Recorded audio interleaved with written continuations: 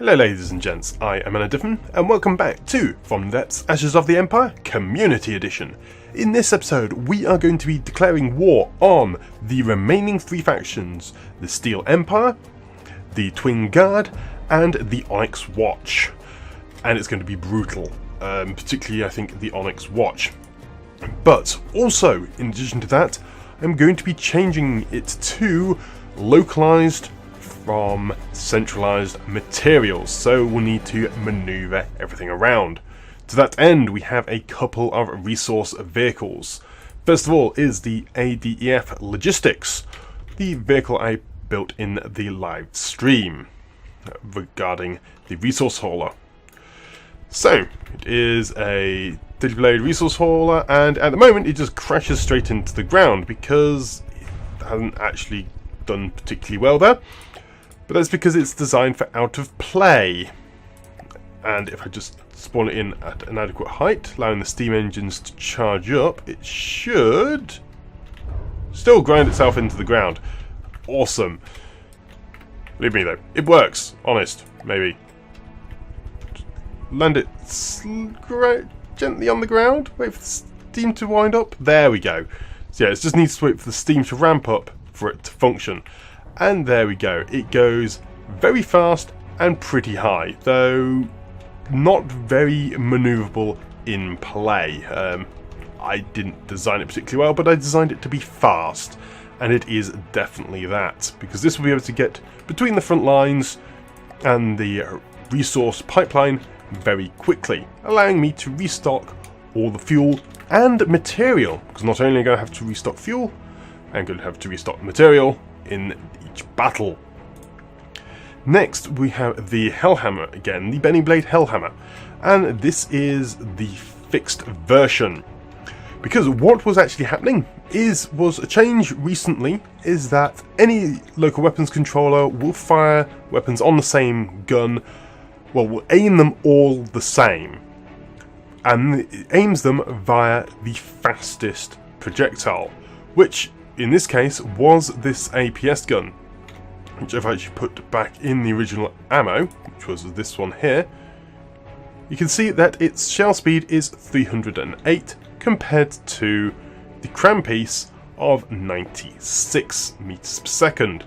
So as soon as it fires at something, you should see is that it aims exactly the same. It's a bit difficult to see there because it was so quick, but it did actually aim both guns exactly the same. So what I've done, I've created a new shell customizer at the front here, which has very little gunpowder and just lots of charges there.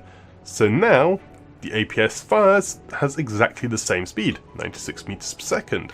So these now aim at the same angle. See there? And immediately the cram does fire much more accurately. Unfortunately, it just got rammed, but it is now working properly. And is hitting with that cram cannon, so I will do it against the Taipan so we have consistency. See, there we go, it does fire and aims very accurately there. I've just skipped time a little bit so they can see it arcing the shells at long distance. So there goes the APS round, see it's arcing along a nice path, and there goes the cram along the same trajectory, and they both score hits. So just by adjusting both weapons to have exactly the same velocity, they're able to hit the targets highly accurately. So I'll be replacing the one, well, retrofitting it to this design. Next we have a mobile refinery by Charadon, which is very handy. It's got lots and lots of refinery components inside, which does actually have a fairly good efficiency if it was low. Unfortunately, because we're on Ashes, we're at a high altitude. So our altitude is around about 25 meters or 27, which massively reduces the efficiency of those. If I go over to the water, I will show how much more efficient that becomes. So here we have some land essentially at sea level, Now let's see what the efficiency of these things is. See, they're right up at 21. They quarter in efficiency, going up just a few meters. So I'm actually going to save it at this level, so then the game realizes how efficient it can be. So when I spawn this out of play, it will be nice and efficient. Well, not as efficient as the block refineries, but this is definitely going to be producing fuel quite a bit faster, which I think I'm going to need for the coming battles. Next design, we have the SDK Saja by Monk Lizard. Also, a transportation vehicle. But this one has actually got the escorter, which I have spawned in before, but for some reason it didn't connect properly. This does also have refineries on board, but it is much more of a aesthetic design with like palm trees. There's two cannons there with, you know, lots to see and good amount of fuel on board as well. My own concern is, again, the refinery is just not having very good efficiency. Still, this is probably something a bit more useful to spawn towards the front lines. It won't necessarily always have fuel available to it with the materials, but I can use it to bolster the forces with fuel as and when required. So we have had a couple of resource vehicles, which is mainly going to be a bit of a focus on this episode, but what we do need is some actual combat vessels. So we have the T-89 49D by Void, a heavy tank, and it definitely looks heavy. The tracks all nicely separated there with slopes, looking very, very fancy. Does actually look a bit damaged with the way it's currently laid out there with the patterning. Looks quite neat. Do like the turret cap. Bit odd spikiness, but very unique styling there. That is a lot of gauge coolers. Wow. Yep, that's going to be quite the gun. So let's see how it performs against the Onager.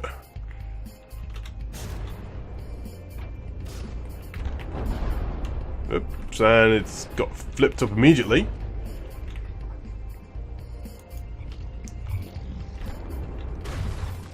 Yep, that is a fairly rapid fire gun.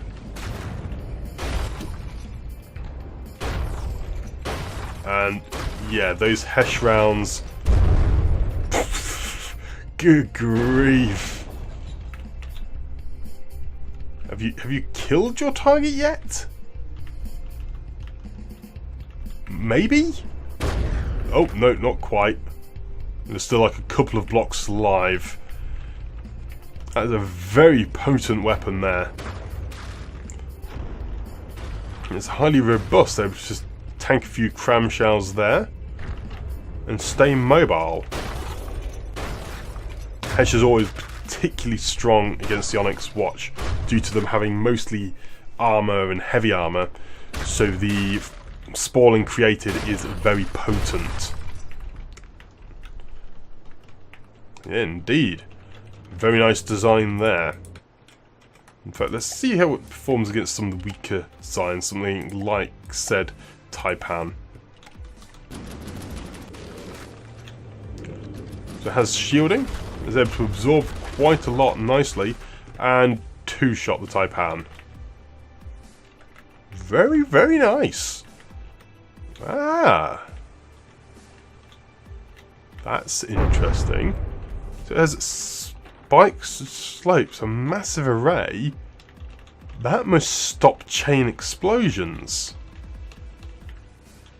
Interesting.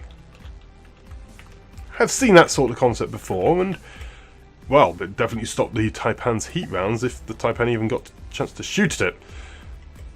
So, moving on to the next design. We have the TM1280 by Eagle. Another one of Eagle's nice, sleek looking designs. Like semi-futuristic type ones, which is really quite cool. Got smoke. A few little missile gantries there. And what is our round today? Another squash round. So let's send this against one of the Onyx Watch. Send against the Bison. Oh, that was... Okay, the Bison's actually really potent. Good grief, I kind of forgot that. Yeah, don't spawn things in too close. Oh, it's still operational though. It took that massive strike. It took one lot of massive strike and survived. I don't think it survived the second. No, its AI is down. Yeah, the Onyx Watch are going to be nasty, I must say. Let's just spawn a little bit further away so we have the benefit of range on our side. And also go against the Sentinel, which hopefully isn't quite as tough.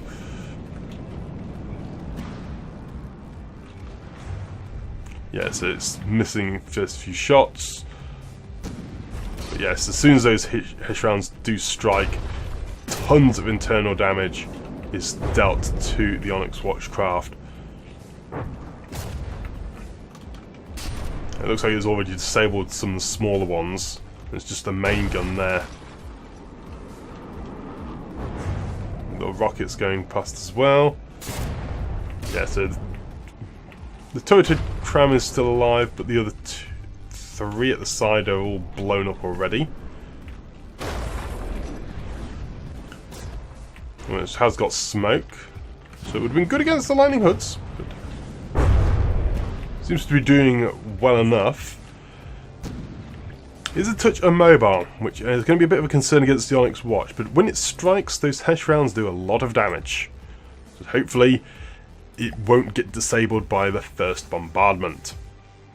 And finally, we have a design by Chromoperion, the ZSU234 Shilka, which is an absolutely gorgeous looking design. It really is. Got radar or spotlight there. It looks more like a spotlight actually. There, and also all the components now can be painted, which is really rather nice. And oh, it's not actually. Oh, the Rambo does sit in there. Nice coloured internals as well. Now let's see how well this actually performs. Looks like one of our friendly anti-aircraft tanks. So first of all, send it against the Wanda. Ah, we have mixed rounds, partial traces it seems. And okay, that is just... this is brutal. That's horrifically brutal. It's like Hesh and... yeah. Mixed munitions in this thing. Okay, you can stop firing, it's dead. Okay, that was way more brutal than I was expecting. What the heck is in these rounds? So frag and squash, combination of... ah, so the squash is the visible tracer, and frag has the base bleeder. Okay, that was evil. You know what, I'm going to send you against some Onyx Watch. I want to just see how far we can push you. I'm going to push you right next to like that. Okay, point blank range. Okay, you just tanked a whole load of Onyx Watch bombardments. You've lost all your motion, but there's point blank range with Onyx Watch. What the heck are you made of? Okay, the turret has gone up, but that was point blank range with Onyx Watch. And the Onyx Watch is almost destroyed. Okay, let's spawn this at a proper distance and then see how it actually fares.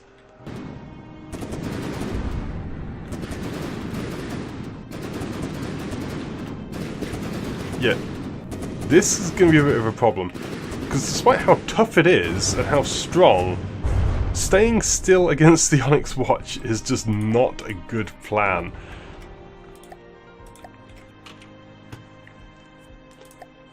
Let's see what it was like against, say, the amplitude from the Twin Guard.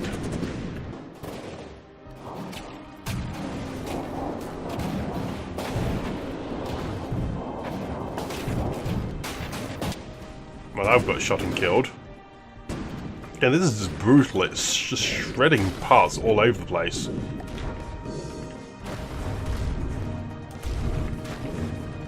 I think it's going to be a matter of time. It's going to break through that front shield, this fragmentation, and then the Hesh rounds are just going to splat through, and it's just going to disintegrate.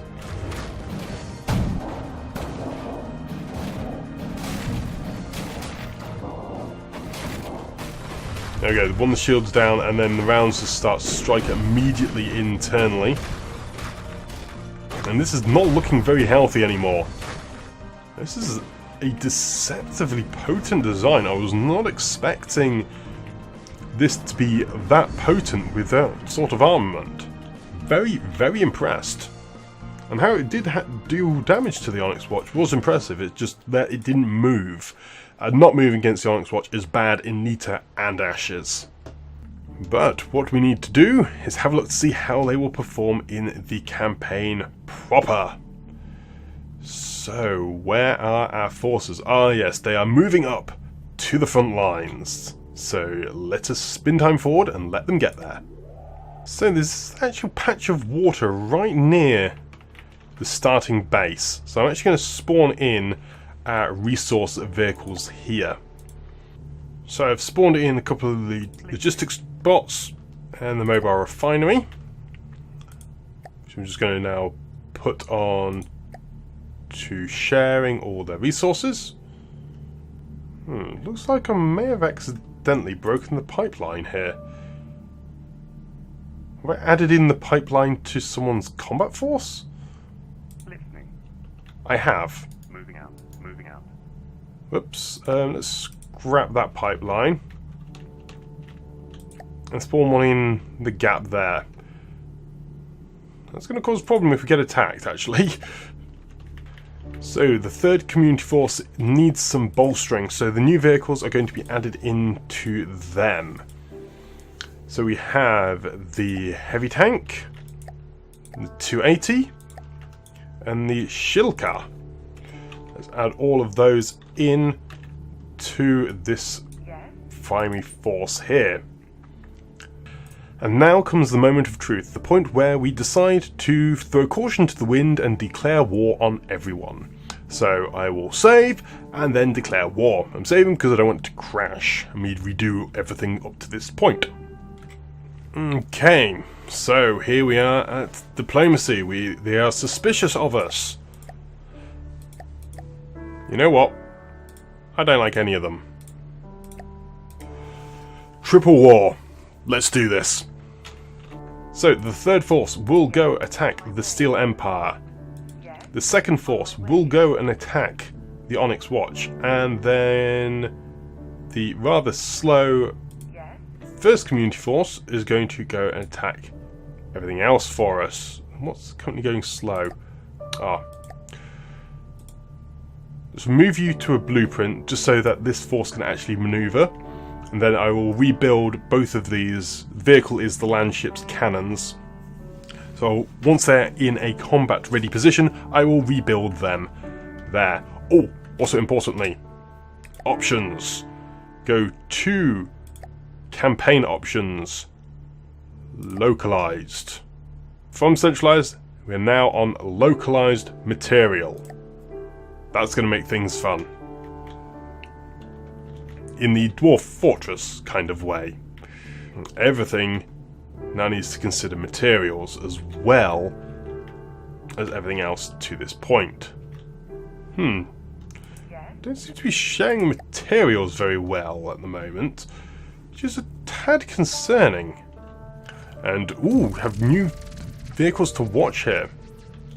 So I know we've seen this battle plenty of times with all those lasers, but we haven't actually observed these new bunkers in the campaign. So let's just watch this battle and how they perform. Of course we know how they're going to perform. They're going to perform absolutely amazingly and absolutely murder the Lightning Hoods. But it is really quite fun to watch them in action.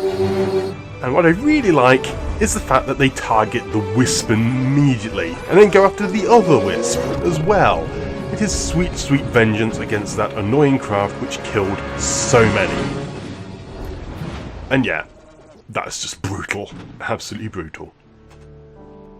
Okay, so we have an Onyx Watch force coming over to attack the second community. Steel Empire. Oh, we'll keep calling them the Steel Striders, so don't worry about that. So they're coming over to attack there. We have the Twin Guard up here as well. Always a little bit concerning. So the second is ready to go against the 9th Army. Let's get everything set up in this battle. So everything is set up, let us begin. Indeed, the battle begins with a load of bombardment from the Onyx Watch. Immediately heading towards our craft and hitting the Smolderer, doing a ridiculous amount of damage at the side there. But thankfully most of the shells do fall short.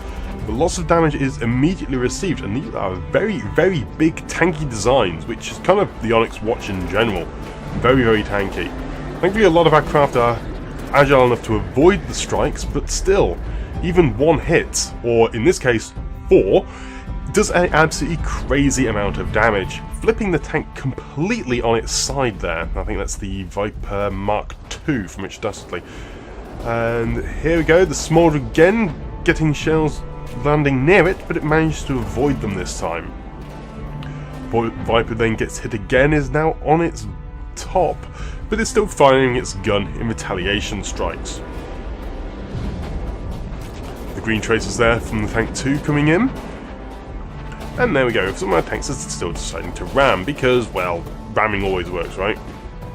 It's following this shell in, which looks like it's heading directly for one of our vehicles, but it does fall a little bit too far. There we go, the pack tank does get struck by a load of hits, and let's see, we are taking quite a bit of damage there across the board, which is never good. Just observing around, seeing if there's anything in particular which is being damaged, and no, the Onyx Watch are just being incredibly resilient, moving forwards and essentially just murdering us. The Ortian just takes a, I think that's the Ortian, takes a big hit there. And then the Rakshata there as well just takes an absolute massive hit to the front, blowing up its entire cannon. The Smolderer there looks like it has just been disabled, took a hit and is flung into the air. Its cannon is no longer aiming towards the Onyx Watch. More cram shells are being flung around in all directions, but some of them do hit the enemy and causing a lot of damage to the Onyx Watch, because although they dish it out, they do receive it in kind.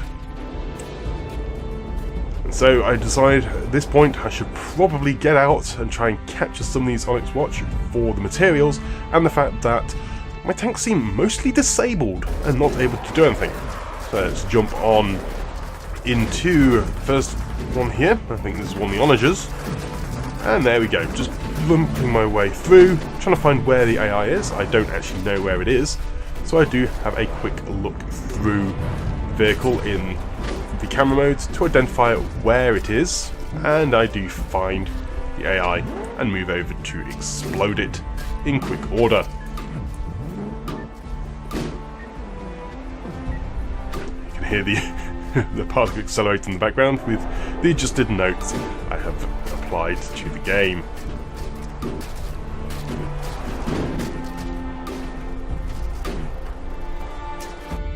So here's just a quick overview, seeing that there's a few tanks still alive, but our vehicles are in bad position. So I move over to the last one, or one of the ones which was a very long way away, and head over into the internals to try and kill it, because my tanks are nowhere near capturing this one. So I move in and detonate the AI very, very quickly. And moving back to the rest of the battle, you can see there's one last tank, and it is very quickly falling apart. So victory against the Onyx Watch. And there we have the battle finished, though not without quite a few casualties, it seems. use this because actually the materials was a little bit of an issue. So, we took a good number of casualties there, which I was kind of expecting when facing off against the Onyx Watch. You can see they're actually reclaiming all the materials now, or trying to. But won't really get it until I send in the logistics drone. So, we lost the Rakshata, which is the oldest surviving design, I believe. So unfortunately, that is now defeated. The Light Tank Mark II, which also was fairly early on design, that too was defeated. The Avenger 5, defeated. The Delta Plan Anti-Tank, defeated. The Panther Tawny, defeated. And the Smolderer, also defeated. Absolutely brutal combat there.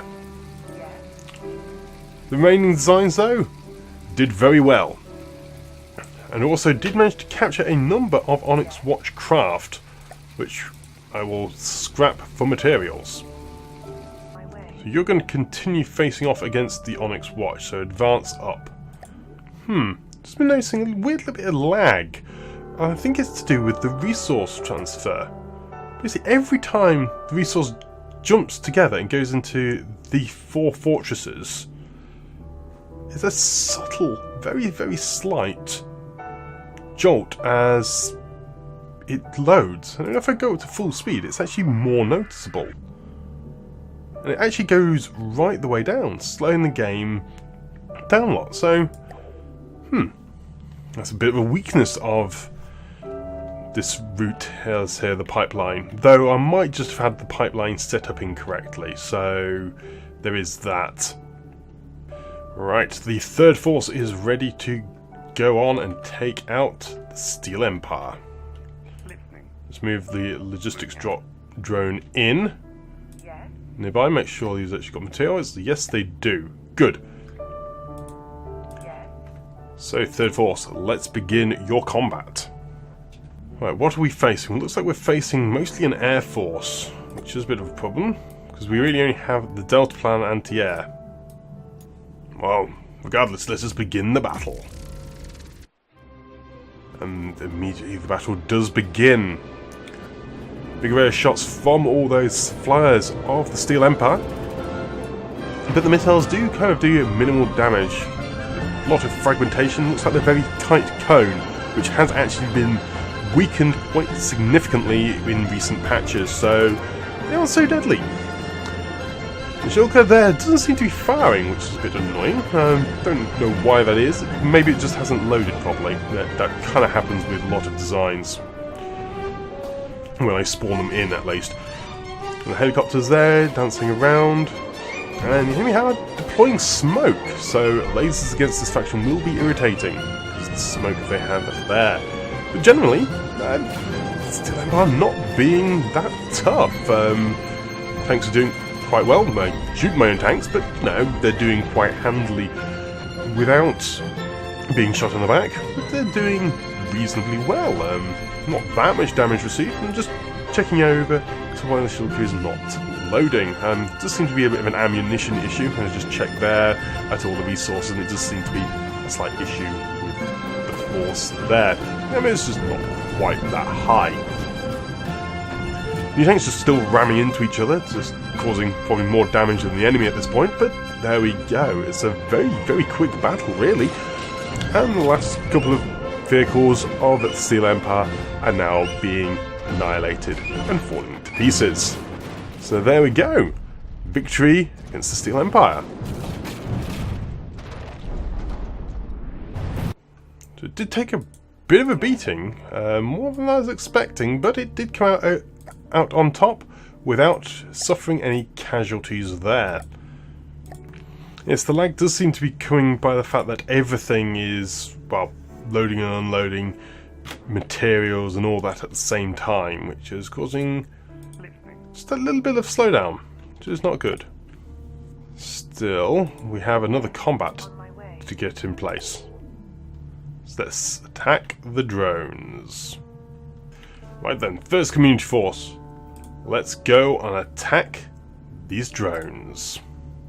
There are a number of drones, so this is going to probably be a right pain, because I don't think I have especially good anti-air in this force. I have okay anti-air, but not great. I'm going to definitely have to spawn in a load of my anti-aircraft for dealing with the Twin Guard. I have several laser craft and other things like some flak vehicles and other anti-aircraft tanks, and they will definitely be able to be utilised against the drones. So, let's begin this battle. So the Twin Guard are a faction which I am a little bit concerned of fighting because of the amount of drones they have. The drones are not necessarily very tough, but they can really drag out battles, which just makes it very slow and boring to play against sometimes, but at others, with the sheer number of vehicles and how much damage we take by crashing into each other, that can be a significant factor.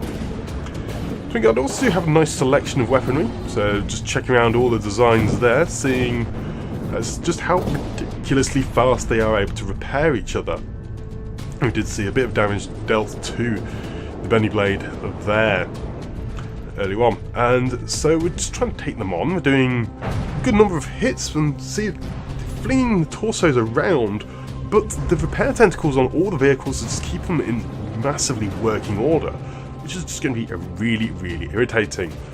And then the little drones there flying around. Thankfully we do have a laser which is going to be able to take them out. I think that is the Predator Annihilator.